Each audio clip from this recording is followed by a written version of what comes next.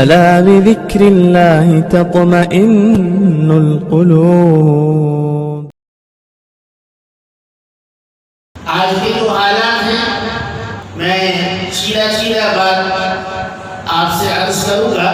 ایک تو یہ کہ جس ملک میں آدمی پیدا ہوتا ہے وہ اس ملک کا باشندہ نہیں بلکہ اس ملک میں برابر کا حقدار کہلاتا ہے۔ ہمارے اپنے نوجوانوں کو یہ بات اپنے ذہن سے نکال دینی چاہیے کہ یہ ملک کسی ایک فرقہ یا کسی ایک مذہب کے ماننے والوں کا ہے، بالکل نہیں۔ یہاں جس طرح سے ہندو بستے ہیں، پارسی بستے ہیں، عیسائی بستے ہیں، مجوسی اور آگ کی پوجا کرنے والے بستے ہیں، اسی طرح مسلمان بھی یہاں بستے ہیں۔ بودھ مذہب کے ماننے والے بھی یہاں آباد ہیں، اسلام کے پیروکار بھی یہاں آباد ہیں، اور اہل حدود بھی آباد ہیں۔